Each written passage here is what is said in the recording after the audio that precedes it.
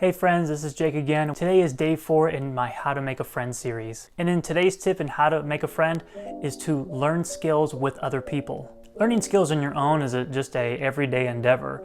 We learn new things, we try them out, we might fail, we might succeed. Learning skills with others can be a very good thing when you're wanting to make a friend or two in the process.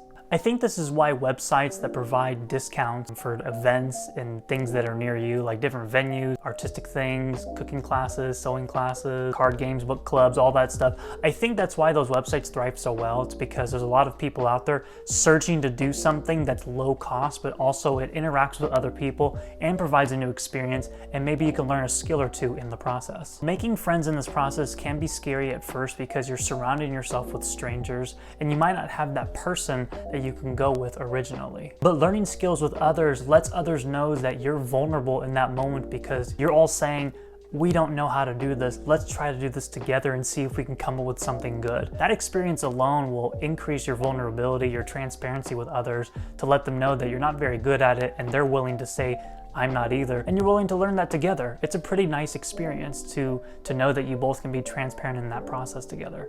And again, as you might already know, think creatively in this process. It's COVID right now. It's really hard to learn things together, especially in public or in an in-person forum that's very intimate or one-on-one or small groups. So think creatively. As I've always said, go online. See if there's any places where you and your others can learn together in a forum that you can do through a screen, through a laptop, a cell phone, a tablet, anything like that, in a way that you can stay connected. What's great is that there are many platforms that are supporting this right now. So think of YouTube Live.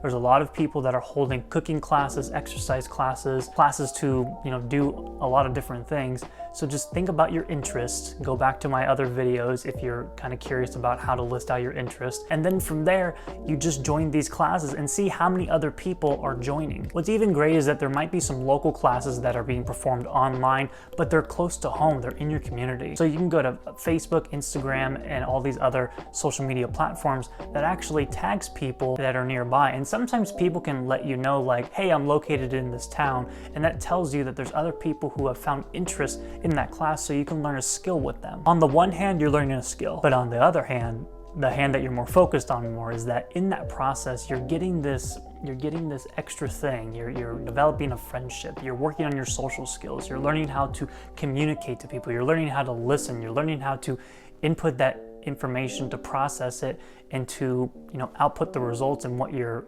learning from other people. This is a good thing. It's a learning experience for not only you, but for others. So think for a moment what you would like to learn as a skill and see if others are willing to join you in that process. It's gonna take some patience.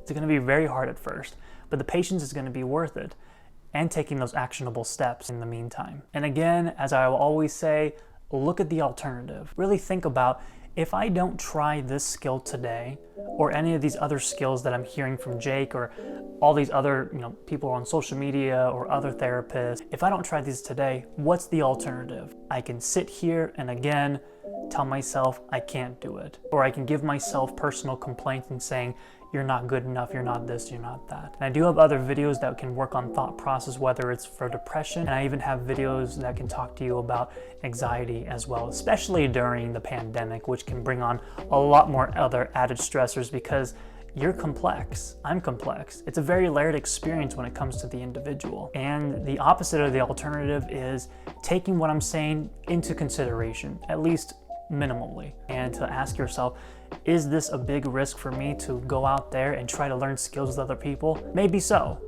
Who knows? It might be different to each person, but is it worth it? That's a personal question you're gonna have to ask yourself. If you ask me, I say yes, but I'm not you. The importance is that you have to ask yourself, is learning skills with others going to be a surefire way I'm gonna develop a friendship?